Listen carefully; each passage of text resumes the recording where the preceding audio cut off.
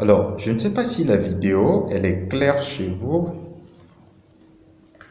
Je disais tout à l'heure, je ne sais pas si la vidéo, elle est claire chez vous, là, mais on va faire probablement avec. J'espère vraiment qu'elle sera claire. Alors, aujourd'hui, déjà bienvenue dans la vidéo et Sound of Freedoms. Je ne sais pas si ça vous dit quelque chose comme nom. Et en fait, je répète, un Sound of Freedoms, c'est en anglais. Donc, c'est le titre d'un film hein, réalisé aux États-Unis et qui serait sorti dans le cours de mois, je crois, juillet 2023. Si je ne me trompe pas, si je me trompe, vous me dites dans les commentaires. Et qui aurait connu un succès qui aurait permis de rapporter environ, je crois, plus de 200 millions de dollars pour moins de 20 millions de dollars d'investis. Bon, peut-être que je me trompe, vous pourrez toujours me corriger, ça peut arriver de se tromper. Et c'est pas là le souci, parce que mon souci c'est pas de vous raconter des histoires, des films dans ce genre de vidéos. Ici on parle de nutrition, d'alimentation saine et du comportement alimentaire, bien sûr. Mais avant d'en arriver là, il faut comprendre bien sûr les bases, les fondements, les facteurs qui sous-tendent ce comportement alimentaire. Mais j'avais envie de revenir justement, de faire un lien là, ça peut pas être bizarre, mais vous comprendrez à la fin. On va essayer de pas trop rallonger la vidéo, je vais aller rapidement pour ne pas faire traîner trop la vidéo. Mais Sound of Freedom, pour ceux qui l'ont regardé, si vous l'avez regardé, bah moi je regarde pas trop les films, pour vous dire la vérité. Mais pour ceux qui l'ont regardé, c'est un film qui dévoilerait ce qu'on appelle la pédocriminalité. La pédocriminalité, donc des histoires de trafic d'enfants, et puis c'est pourquoi finalement ces gens de trafic d'enfants. C'est pourquoi ça finit en quoi? Pédophilie, oui, trafic d'enfants, des rituels. Moi, je ne sais pas, c'est des hypothèses. Hein. Moi, je dis pas que je fais pas des affirmations. Des hypothèses. C'est pourquoi? C'est pour des fins d'abus sexuels, de violence sexuelle, de pédophilie, de rituels, je ne sais pas moi, je ne sais pas, hein, je me pose juste la question. Ou on confie, voilà, un enfant à un couple qui veut adopter, bah, ça reste un peu plus raisonnable quand même, mais cas par cas. Et puis, ça nécessite quand même une réflexion derrière. Alors, je dis ça pourquoi? Je dis ça parce que, quand même, il faut se le dire, avant d'en arriver sur le point important que je vais aborder vers la fin, il faut quand même se rendre compte que la pédocriminalité, sa concurrence un peu en termes c'est comme un business hein, pour certaines personnes. C'est-à-dire que ça a atteint un niveau, ça peut même, ça pourrait, enfin, moi je ne sais pas, il faut aller voir les chiffres, mais ça pourrait concurrencer la vente, le trafic, la vente de stupéfiants, de drogue, etc. Donc c'est quand même, c'est quelque chose de, voilà, c'est gros comme ça, là, comme un éléphant, mais on ne le voit pas complètement. Et si vous avez des chiffres sur la pédophilie et la pédocriminalité globalement, ce serait pas mal quand même de les énumérer. Mais vous imaginez bien que je ne voudrais pas faire cette vidéo pour parler de pédocriminalité, de trucs là, de pédophilie, même si c'est quand même fait, quand même grave, trafic d'enfants, etc. Mais ce qu'il faut voir derrière, c'est la pauvreté. C'est la pauvreté, c'est des familles qui n'arrivent pas à nourrir leurs enfants et qui sont parfois obligés parfois, je ne sais pas moi, contre quelques sommes d'argent, peut-être quelques euros, vont juste laisser leur enfant à un individu lambda qui va revendre l'enfant plus cher. C'est quand même des êtres humains, quoi. Et moi, ce qui m'intéresserait, c'est regarder le fond des choses, la base des choses. Parce que la base des choses, c'est la pauvreté, c'est la misère, c'est la faim. Et justement parce que les chiffres, les chiffres, ils sont là. C'est-à-dire que, on vous dit par exemple, que la proportion de personnes touchées par la faim a bondi en 2020 et a bondi en 2020 et a continué à croître en 2021. Alors, plus précisément, On serait autour de jusqu'à 828 millions de personnes qui souffraient de la faim en 2021, soit 46 millions de plus qu'un an auparavant et 150 millions de plus qu'en 2019. Alors, à chaque fois qu'on dit des millions là, attention, c'est pas des choses, c'est des êtres humains. Donc, 828 millions, c'est pas peu. Et on dit en 2021, quelques 2,3 milliards de personnes étaient en situation d'insécurité alimentaire modérée ou grave. Donc, 2,3 milliards de personnes étaient en situation d'insécurité alimentaire modérée ou grave en 2021, soit 350 millions de personnes de plus qu'avant la pandémie de Covid-19. Et près de 924 millions de personnes étaient confrontées à une insécurité alimentaire grave, soit une augmentation de 207 millions de personnes en 2 ans environ. D'accord? Donc, c'est des chiffres qui sont quand même énormes. D'accord? 2,3 milliards de personnes qui étaient en situation d'insécurité alimentaire modérée ou grave en 2021. Je rappelle quand même qu'on est autour de 8 milliards, je ne sais pas si on a atteint les 9 milliards d'êtres humains sur Terre. Si vous avez les chiffres, n'hésitez pas à les donner en commentaire. Et puis, si vous avez des choses à réajuster, n'hésitez pas non plus. Mais voilà. Mais moi, je voudrais surtout revenir aux enfants, parce que j'avais parlé de pédocriminalité, etc. C'est encore plus, c'est inquiétant, parce qu'on dit qu'on estime, je vous lis, les chiffres sont juste là devant moi. Après, vous pouvez chercher, il n'y a pas de souci. Les chiffres, on estime que 46 millions d'enfants de moins de 5 ans. On estime que 45 millions, je cite, on estime que 45 millions d'enfants de moins de 5 ans souffraient d'émaciation, la forme la plus mortelle de malnutrition qui peut multiplier par 12 le risque de décès chez les enfants.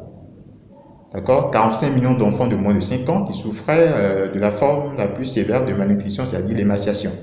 Donc, en outre, 149 millions d'enfants de moins de 5 ans présentaient un retard de croissance et de développement en raison d'un manque chronique de nutriments essentiels dans leur alimentation.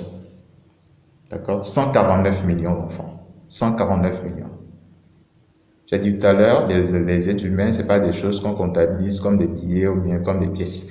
Un être humain, c'est un être humain, un enfant, encore, c'est-à-dire, il n'a pas demandé à naître peut-être dans une famille pauvre. Bon, enfin, ça, c'est des questions existentielles et de réflexion peut-être philosophiques, mais de toute façon, un enfant a un certain nombre devrait avoir un certain nombre de droits et il devrait être protégé en quelque sorte. Et justement, le point, il est là. Le point, il est là parce que vous avez des enfants qui souffrent de malnutrition. Je n'ai pas donné tous les chiffres parce qu'on dit en 2020, près de 3,1 milliards de personnes, d'accord, ne pouvaient se permettre une alimentation saine. 3,1 milliards de personnes ne pouvaient se permettre une alimentation saine. Donc, vous avez des gens qui, en fait, peuvent déjà pas, ils sont dans une situation il y a un problème de faim, d'insécurité alimentaire.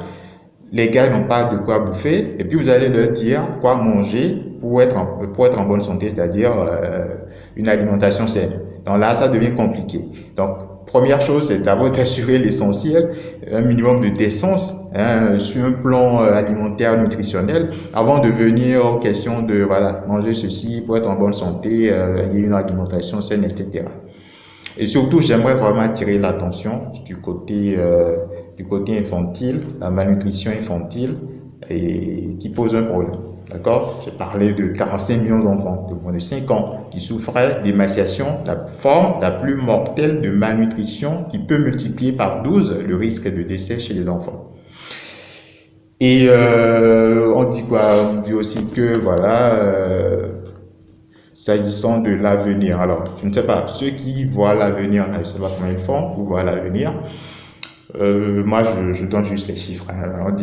On s'attend à ce que près de 670 millions de personnes souffrent toujours de la faim en 2030, même en cas de redressement économique mondial. Donc, voilà. Alors, pour plusieurs raisons, des catastrophes naturelles,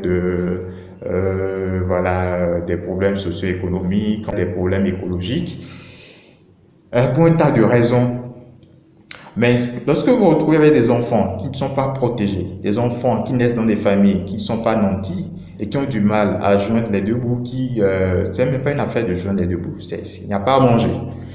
Et des familles qui sont obligées peut-être de confier leurs enfants à une personne lambda qui va en profiter pour faire telle chose, telle chose, malheureusement. D'accord? Donc, il y a quelque chose d'important là, c'est de protéger, bien sûr, il faut une protection, une meilleure protection des enfants, mais me concernant, pour ce qui est du domaine de la nutrition et de l'alimentation, c'est de pouvoir assurer, ne serait-ce que un minimum, déjà prévenir la malnutrition infantile qui peut se faire par des moyens de communication, d'éducation, mais également en soutenant ces genres de politiques-là. Voilà, si le problème de pauvreté, au fond, si ce problème-là n'est pas réglé, vous aurez des enfants qui, malheureusement, même si les parents voudraient bien que leur enfant réussisse, bah, ça pourrait poser problème. Or, chaque personne sur Terre devrait avoir un certain nombre de droits fondamentaux ou fondamentaux, enfin, je sais pas. Mais se nourrir, ça fait partie des besoins essentiels. Ça fait partie des besoins essentiels. Et du coup, vous avez des enfants qui sont dans la précarité, qui peuvent pas manger, des familles qui sont dans la difficulté. Pas tous, hein, en tout cas, il y en a. Et je vous ai donné des chiffres. Et qui, dans ces situations-là, vont peut-être confier leurs enfants, ou bien les enfants se retrouvent seuls à eux-mêmes, livrés à eux-mêmes dans la rue, et ils se laissent avoir par certains qui vont justement profiter de la situation. D'accord? Donc le film en question, Sound of Freedoms, c'est un film qui semble porter un peu polémique dans le monde francophone, bien que ça soit sorti aux États-Unis, il semblerait que ça poserait un certain nombre enfin moi je ne sais pas, hein, est-ce que c'est une volonté que ça ne soit pas largement diffusé ou c'est une volonté ou c'est un moyen subtil là, de faire en sorte que les gens s'en fassent trop la publicité. Alors moi je me méfie tout petit peu, mais quand même les chiffres sont là, il y a des cas de malnutrition et lorsque déjà les gens n'arrivent pas déjà à trouver de quoi manger, comment voulez-vous qu'ils appliquent des conseils de nutrition qui peuvent sembler élémentaires pour une meilleure santé. Donc la base, la fondation, c'est d'abord, est-ce que ils ont de quoi manger? Et une fois qu'on a fini de régler de quoi ils ont, ce qu'ils doivent manger, là, on peut en venir à, voilà, vous devez manger telle chose pour être en bonne santé, etc. D'accord? Donc là, vous comprenez que l'une des fondations du comportement alimentaire, ce sont les conditions socio-économiques. D'accord? Socio-économiques. Est-ce que vous avez un enfant livré à lui-même? Est-ce que vous avez un enfant qui vit vraiment dans une famille monoparentale ou bien les deux parents sont là? Est-ce que vous avez une famille qui, après une catastrophe naturelle, se trouve livrée à lui-même? Est-ce que vous avez un enfant qui naît dans une famille nantie ou dans une famille où il y a de la précarité? Est-ce que vous avez un enfant qui naît dans un milieu géographique où il y a de la ruine, où il y a de la pauvreté actuellement? Alors, ça dépend du moment où vous suivez la vidéo, mais vous savez qu'il y a voilà, le conflit israélo-palestinien, par exemple. Quand tu vis dans un pays qui s'appelle la Palestine, ou bien dans une zone, la bande de Gaza, où c'est bombardé, je ne dis pas que tous ceux qui sont dans cette zone-là, israéliens comme palestiniens, ont tort ou ont raison, mais quand même, forcément, si tu es dans une zone où c'est bombardé tout le temps, tu n'as pas forcément tous les moyens dont tu disposes pour te nourrir forcément de façon correcte, etc. Donc déjà, vous réglez le problème de la faim. Et ensuite, on va parler des questions concrètes de nutrition. Peut-être vous direz que bon, là, je n'aborde pas encore les choses concrètes. Qu'est-ce qu'il faut manger, qu'est-ce qu'il faut réduire en termes d'alimentation, quels sont peut-être les compléments alimentaires qui pourraient être intéressants, etc. Ceci parce que vous aurez constaté, si vous avez suivi les 3 vidéos, que j'ai abordé un peu les bases, un certain nombre de bases, des choses très simples, d'accord? Parce que ne pouvez pas comprendre le comportement alimentaire si vous ne comprenez pas les facteurs qui sous-tendent ce comportement-là. C'est prévu. La question d'alimentation, la nutrition, alimentation équilibrée, variée, qu'est-ce qu'il faut manger, qu'est-ce qu'il faut prioriser, etc. On va en parler. Merci d'avoir suivi la vidéo. Si vous l'avez aimé, n'hésitez pas à la partager, à vous abonner, ça c'est gratuit. Et puis si vous avez un commentaire, vous êtes libre de le laisser juste en bas de la vidéo, partagez la vidéo, merci, c'est juste un geste, hein, enfin, peut-être 2 clics ou 3 clics environ. N'oubliez pas de vous abonner bien sûr. Puis bien sûr, vous pouvez soutenir la chaîne si vous voulez. Il y a un contact, une adresse qui est sous la vidéo si vous voulez. Merci, portez-vous bien. Puis à bientôt.